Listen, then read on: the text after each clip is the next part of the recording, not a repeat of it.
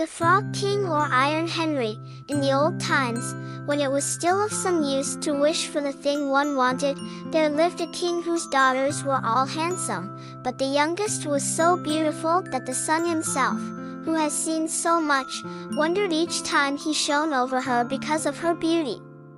Near the royal castle there was a great dark wood, and in the wood under an old linden tree was a well, and when the day was hot, the king's daughter used to go forth into the wood and sit by the brink of the cool well, and if the time seemed long, she would take out a golden ball, and throw it up and catch it again, and this was her favorite pastime. Now it happened one day that the golden ball, instead of falling back into the maiden's little hand which had sent it aloft, dropped to the ground near the edge of the well and rolled in. The king's daughter followed it with her eyes as it sank, but the well was deep, so deep that the bottom could not be seen. Then she began to weep, and she wept and wept as if she could never be comforted. And in the midst of her weeping she heard a voice saying to her, "What ails thee, king's daughter? Thy tears would melt a heart of stone." And when she looked to see where the voice came from, there was nothing but a frog stretching his thick ugly head out of the water. "Oh, is it you, old waddler?" said she. "I weep because my golden ball has fallen into the well." "Never mind, do not weep," answered the frog. "I can help you, but what will you give me if I fetch up your ball again?" "Whatever you like, dear frog," said she, "any of my clothes, my pearls and jewels, or even the golden crown that I wear." "Thy clothes, thy pearls and jewels, and thy golden crown are not for me," answered the frog, "but if thou wouldst love me, and have me for thy companion and playfellow, and let me sit by thee at table, and eat from thy plate, and drink from thy cup, and sleep in thy little bed, if thou wouldst promise all this, then would I dive below the water and fetch thee thy golden ball again." "Oh yes," she answered, "I will promise it all, whatever you want, if you will only get me my ball again." But she thought to herself, "What nonsense he talks! As if he could do anything but sit in the water and croak with the other frogs, what could possibly be anyone's companion?" But the frog, as soon as he heard her promise, drew his head under the water and sank down out of sight, but after a while he came to the surface again with the ball in his mouth, and he threw it on the grass. The king's daughter was overjoyed to see her pretty plaything again, and she caught it up and ran off with it. "Stop, stop," cried the frog, "take me up too. I cannot run as fast as you."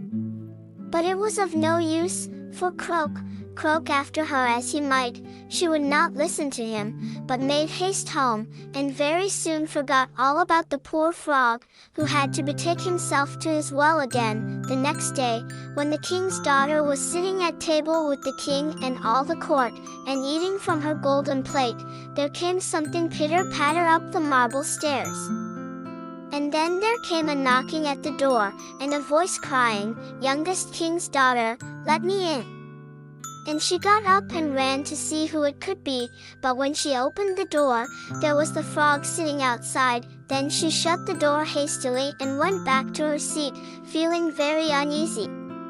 The king noticed how quickly her heart was beating, and said, "My child, what are you afraid of? Is there a giant standing at the door ready to carry you away?" "Oh no," answered she, "no giant, but a horrid frog." "And what does the frog want?" asked the king. "Oh dear father," answered she, "when I was sitting by the well yesterday, and playing with my golden ball, it fell into the water, and while I was crying for the loss of it, the frog came and got it again for me on condition I would let him be my companion, but I never thought that he could leave the water and come after me, but now there he is outside the door, and he wants to come into me." And then they all heard him knocking the second time and crying, "Youngest king's daughter, open to me, by the well water, what promised you me, youngest king's daughter, now open to me." "That which thou hast promised must thou perform," said the king, "so go now and let him in." So she went and opened the door, and the frog hopped in, following at her heels, till she reached her chair. Then he stopped and cried, "Lift me up to sit by you." But she delayed doing so until the king ordered her. When once the frog was on the chair, he wanted to get on the table, and there he sat and said, "Now push your golden plate a little nearer, so that we may eat together." And so she did, but everybody might see how unwilling she was, and the frog feasted heartily, but every morsel seemed to stick in her throat. "I have had enough now," said the frog at last, "and as I am tired, you must carry me to your room, and make ready your silken bed, and we will lie down and go to sleep." Then the king's daughter began to weep, and was afraid of the cold frog, that nothing would satisfy him but he must sleep in her pretty clean bed.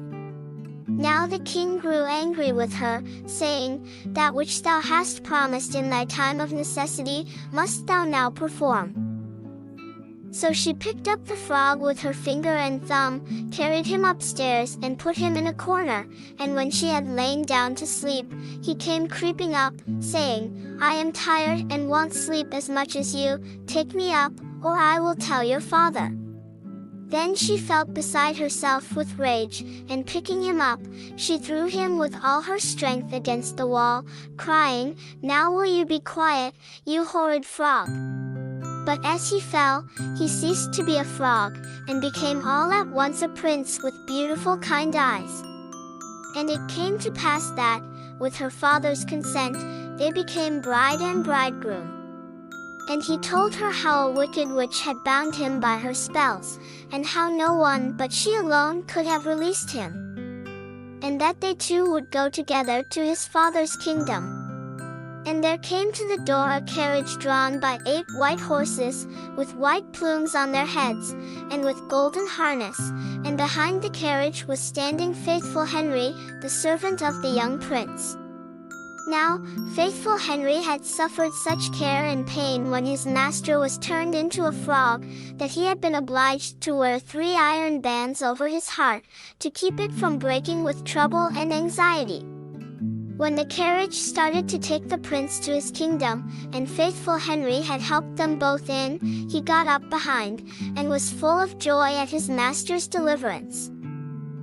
And when they had gone a part of the way, the prince heard a sound at the back of the carriage, as if something had broken, and he turned round and cried, "Henry, the wheel must be breaking." "The wheel does not break, 'tis the band around my heart, that, to lessen its ache, when I grieved for your sake, I bound round my heart."